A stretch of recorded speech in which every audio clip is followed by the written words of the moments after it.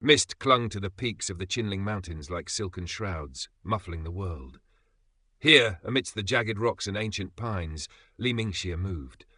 Her breath plumed, a transient ghost in the frigid air, each inhale sharp, each exhale controlled. Her sword, a simple length of steel unremarkable to the untrained eye, became an extension of her will, tracing patterns of lethal grace against the backdrop of the waterfall's roar. It sliced through the spray, droplets scattering like shattered jewels, the blade humming a low, deadly song only she could truly hear. Years. How many years had the rhythm of the falls and the whisper of wind through pines been her only companions, save for him? Master Jian. His face etched with the lines of hard-won wisdom and faded sorrow swam in her memory. He had found her, a scrap of humanity left for dead amidst the ashes of her village, a casualty of greed, wearing the mask of authority. He had taken her in, not out of pity, but because he saw a spark, a resilience that mirrored his own disillusionment with the world below.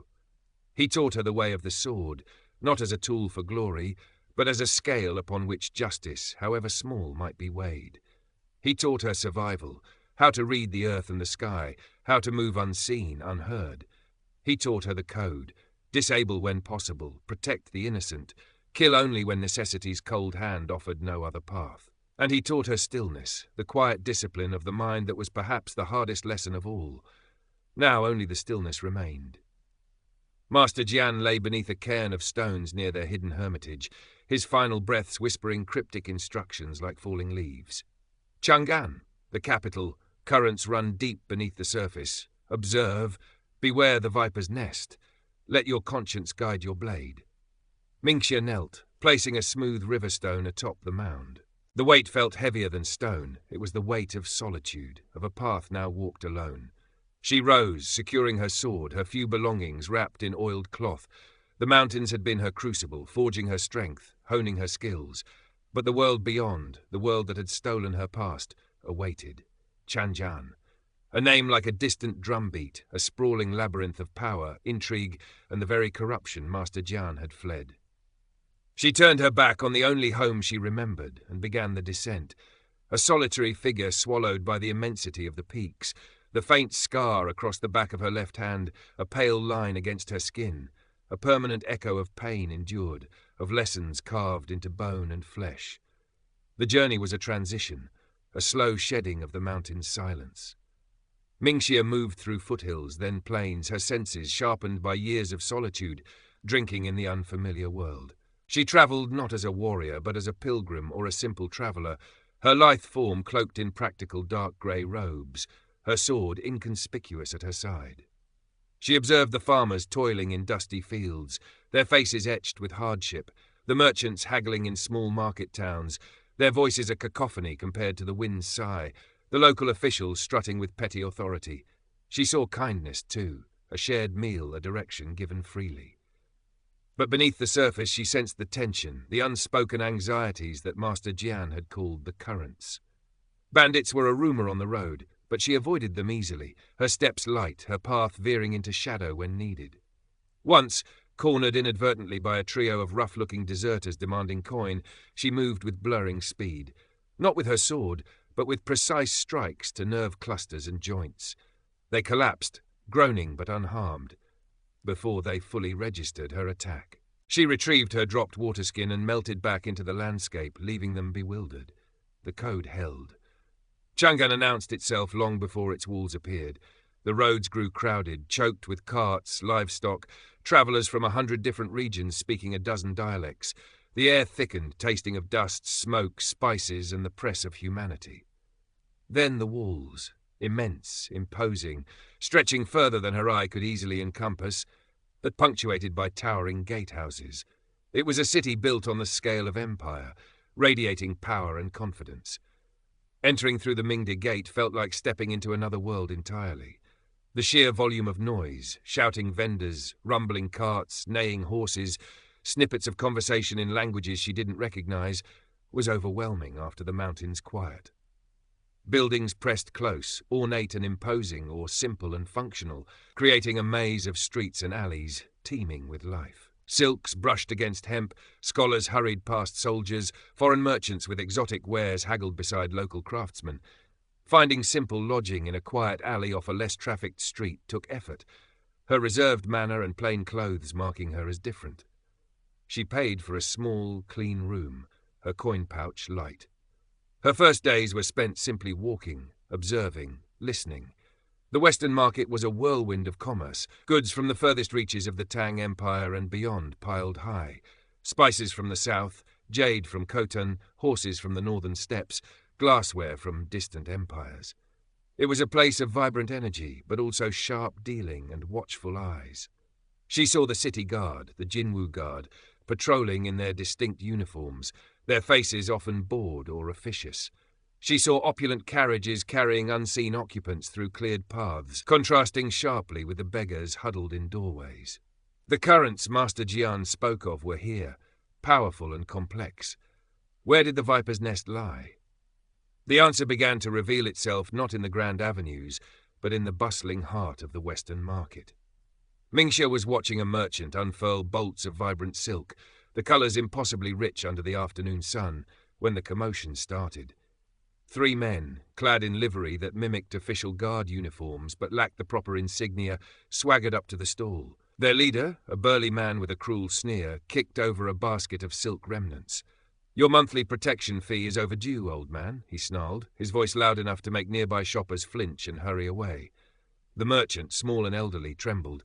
"But Master Gao's steward collected only last week. Business has been slow." The thug laughed, a harsh, grating sound. "Master Gao requires generosity. Perhaps this fine bolt will cover the interest?"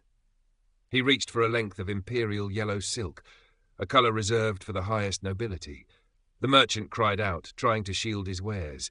The thug shoved him hard, sending the old man sprawling into the dust. Mingxia felt a cold stillness settle over her, the familiar precursor to action. This was not mere thuggery, it was blatant abuse of power, invoking a name, Gao, with impunity. It echoed the injustice that had shattered her own past. Before the thug could seize the silk, Mingxia moved. She flowed through the small space cleared by the onlooker's fear, her steps silent. Her hand darted out, not in a strike, but a precise manipulation. Fingers pressed into the thug's wrist, twisting sharply along the bone. His grip on the silk vanished as his hand went numb, useless. Simultaneously, her other hand tapped a cluster of nerves beneath his arm. His legs buckled, his arrogant posture dissolving into a surprised heap on the ground. The other 2 thugs, momentarily stunned, reached for cudgels hidden in their robes. Mingxia pivoted, her foot sweeping low, catching the first behind the knees. He yelped as he fell. The third lunged, swinging wildly. Mingxia swayed aside, the cudgel whistling past her ear. Her palm struck his sternum, not hard enough to break bone, but with focused energy that stole his breath and sent him staggering back, gasping. It was over in seconds. 3 men incapacitated, the silk untouched, the merchant staring in disbelief. Mingxia retrieved the roll of yellow silk, dusted it off gently, and handed it back to the trembling merchant. "No one should steal what is rightfully yours," she said softly, her voice steady despite the adrenaline humming beneath her skin. A murmur went through the small crowd that had gathered at a safe distance. Then heavy footsteps approached. "What is the meaning of this disturbance?" The voice was sharp, carrying authority. A Jinwu guard officer pushed through the onlookers, his gaze sweeping over the scene. The downed thugs groaning, the wide-eyed merchant, and Mingxia standing calmly beside the stall. He was a man in his late 20s or early 30s, his uniform immaculate, but his eyes holding a weariness that seemed older than his years. His gaze lingered on the thug's livery, a flicker of recognition, and perhaps distaste, crossing his features before being quickly masked. The officer knelt beside the lead thug, ignoring his groans to examine his incapacitated arm.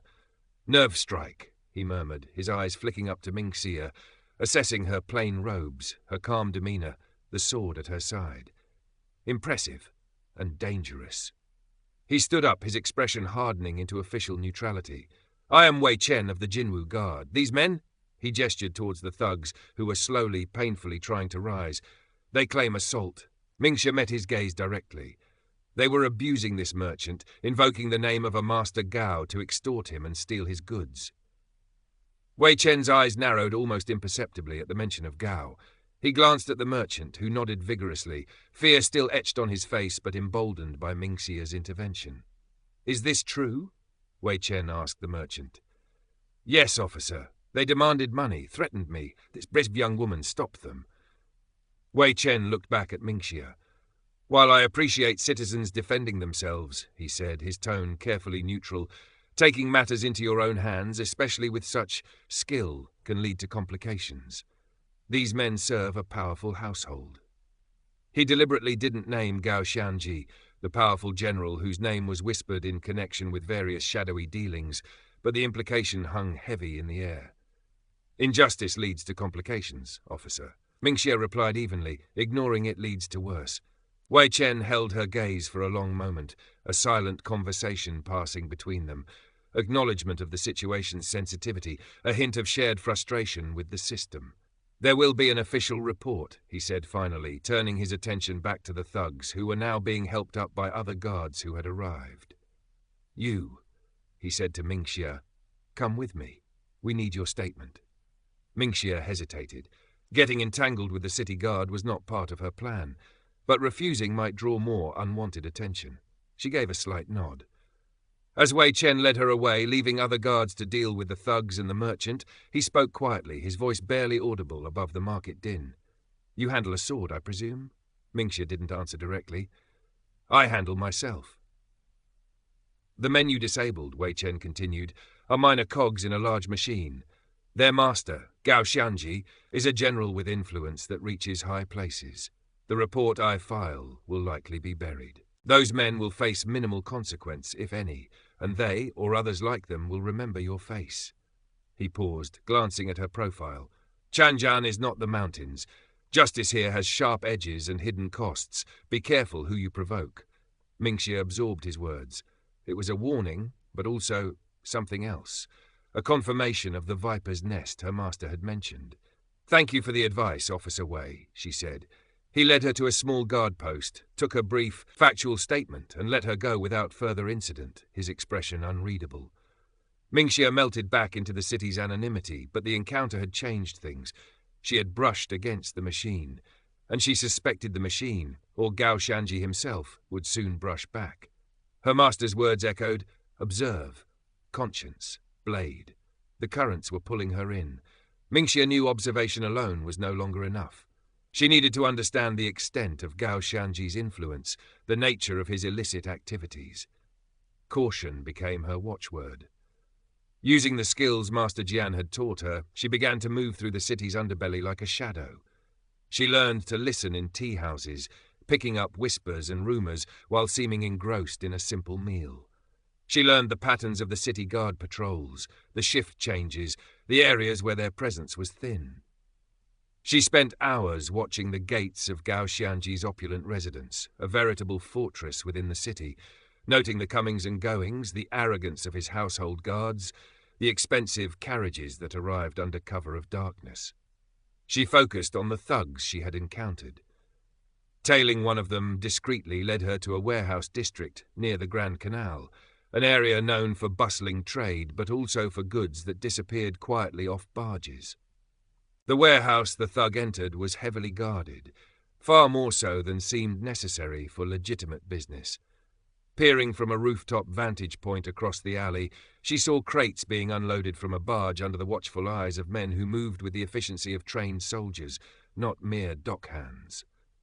The markings on the crates were deliberately obscured. This was more than simple extortion. One evening, while shadowing another of Gao's known associates near the warehouse district, she almost stumbled into a trap. A beggar huddled in a doorway suddenly lunged, a glint of steel in his hand. Simultaneously, two figures dropped from a low roof behind her. Mingxia reacted instantaneously. She spun, deflecting the beggar's knife with her forearm guard while kicking backward, catching one rooftop assailant in the chest as he landed.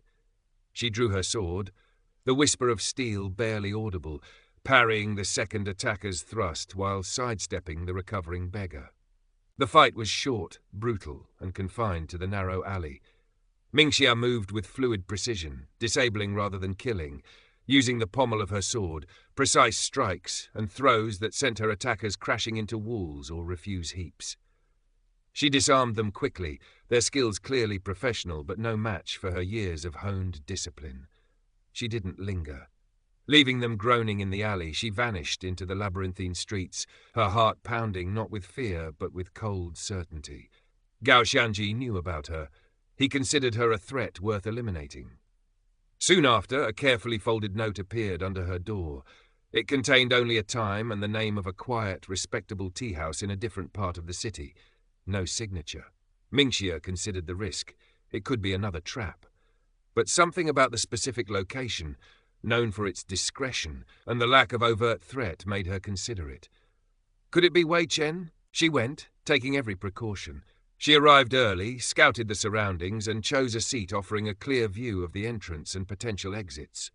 At the appointed time, Wei Chen entered, dressed in civilian clothes, looking even more weary than before. He sat opposite her, ordering tea without preamble. The report on the market incident was buried just as I predicted. Wei Chen began, keeping his voice low. The official finding was mutual altercation among market patrons. The merchant was pressured into silence. Your name was not mentioned, which is fortunate for you, but also tells you something about their influence. He took a sip of tea, his eyes scanning the room unobtrusively. I've been doing some digging myself, off the record. There are patterns. Goods reported missing from official caravans arriving via the canal, complaints about Gao's men that vanish from the ledgers, sudden deaths of minor officials who ask too many questions. He paused, meeting Mingxia's gaze. The warehouse you were watching, it belongs to a trading company that's a known front for Gao Xianji. Officially, they deal in timber and grain. Unofficially. He trailed off, letting her fill in the blanks. Why tell me this, Officer Wei? Mingxia asked, still wary. Let's just say I believe the Jinwu Guard should uphold the law, not facilitate its breach, Wei Chen said, a flicker of his buried idealism showing. But I am one man, constrained by rules and hierarchy. You operate outside those constraints. You have skills. He leaned forward slightly. I can provide information, context, perhaps point you in the right direction, but I cannot be seen acting against Gao directly. It would be career suicide or worse. And what do you gain? A potentially cleaner city, a slightly less burdened conscience. He gave a wry, self-deprecating smile, and perhaps the satisfaction of seeing someone truly powerful face consequences for once. A cautious alliance was forged in the quiet tea house, built on shared opposition to corruption, though their methods and positions differed vastly. Wei Chen became her reluctant eyes and ears within the system, feeding her scraps of information, patrol routes near the warehouse, names of Gao's key lieutenants, rumors of upcoming shipments. Mingxia, in turn, used this information to deepen her investigation, becoming bolder, though never reckless. The stakes rose sharply one rain-slicked night. Acting on Wei Chen's tip about a suspicious late-night transfer at the warehouse, Mingxia scaled the outer wall, silent as a cat. Inside the compound, she overheard hushed, urgent conversation. It wasn't timber or grain being moved. It was weapons, crossbows, swords, armor, being loaded onto a covered barge. Enough for a small private army. And the insignia discreetly stamped on some pieces wasn't Tang military issue. It belonged to a faction known to be secretly aligning with the ambitious, potentially rebellious General An Lushan far to the northeast. Gao Xianji wasn't just enriching himself, he was potentially arming traitors, playing a far more dangerous game with the Empire's stability. As she prepared to withdraw, a guard patrol stumbled upon her hiding place.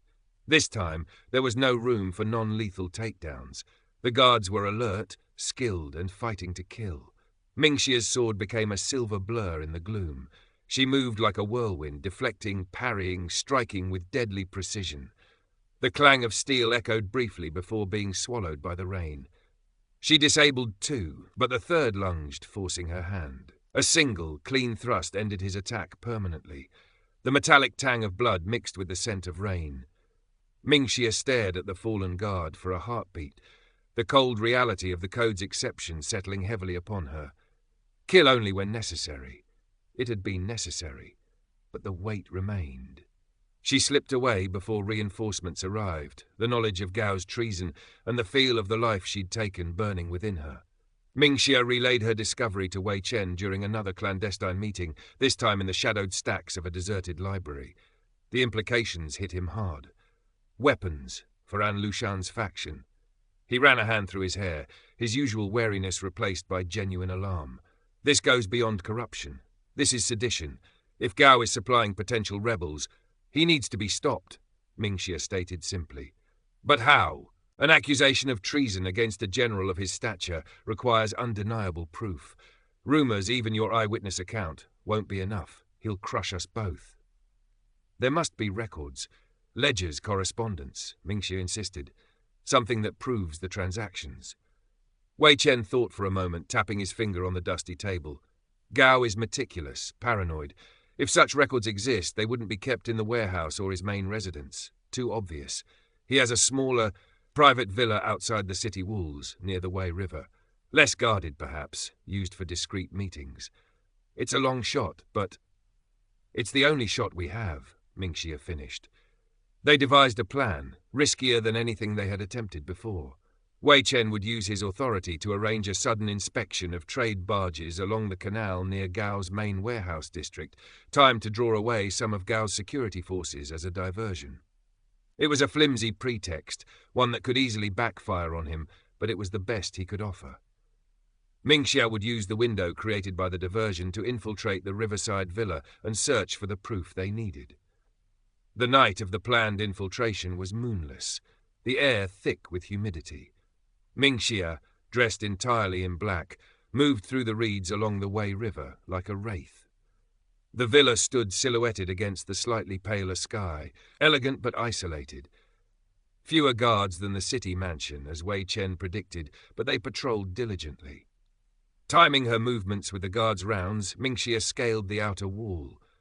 The courtyard was silent, save for the chirping of crickets. She bypassed the main building, heading for a smaller, separate study that Wei Chen's informants suggested Gao used for sensitive matters. The lock on the study door was intricate, but Master Jian had taught her more than just swordplay. Using thin, tensioned wires, she manipulated the tumblers, the faint click of the mechanism unlocking sounding unnaturally loud in the stillness. She slipped inside, closing the door silently behind her. The study was richly furnished but austere. Bookshelves lined one wall, a large mahogany desk dominated the center, scrolls and brushes neatly arranged. Mingxia began a systematic search, her movements economical, leaving no trace. Drawers yielded nothing but mundane correspondence and household accounts. The bookshelves held classics and military treatises. Behind a landscape scroll, nothing but wall. Time was slipping away. Wei Chen's diversion wouldn't last forever. Frustration began to build. Where would a man like Gao hide his darkest secrets?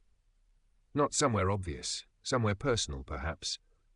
Her eyes fell on the heavy inkstone resting on the desk, an intricately carved piece of dark jade.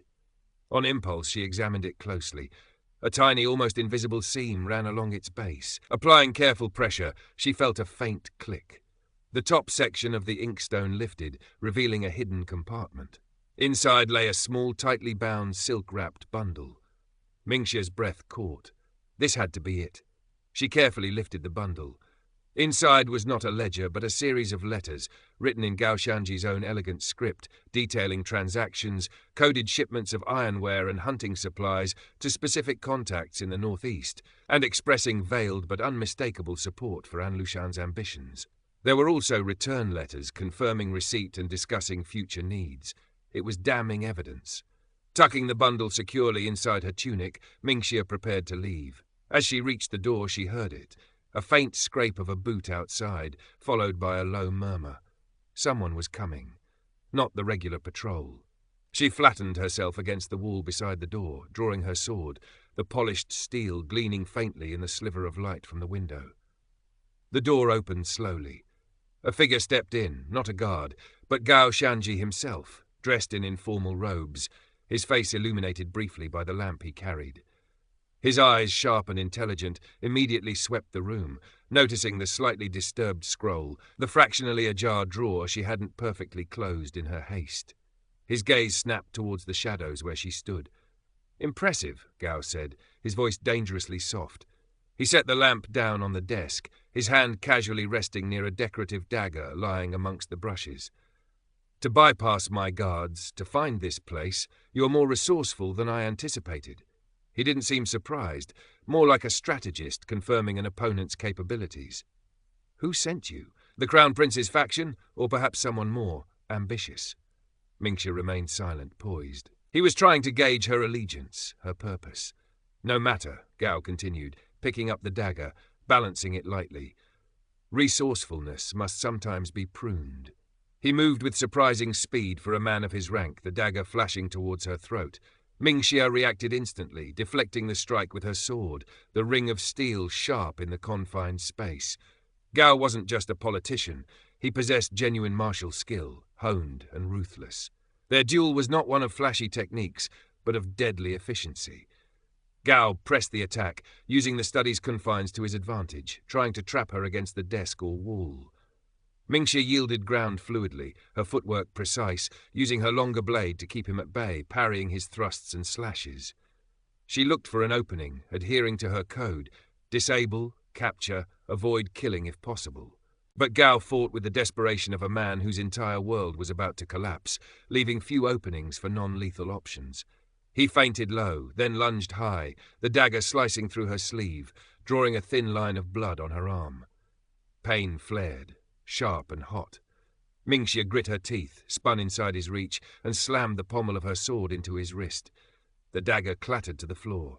Gao staggered back, clutching his injured hand, his eyes blazing with fury. Before he could recover or call for aid, Mingxia drove the flat of her blade hard against the side of his neck. Gao Xianji crumpled to the floor, unconscious but alive. Mingxia quickly bound his hands and feet with cord from a hanging tapestry, retrieved the fallen dagger, and secured the letters. She needed to get out now. Leaving Gao unconscious in his study, Mingxia slipped back out into the night. The diversion must have ended. The patrols seemed more alert. Avoiding them required all her skill, moving through shadows, scaling walls, using the riverbank reeds for cover.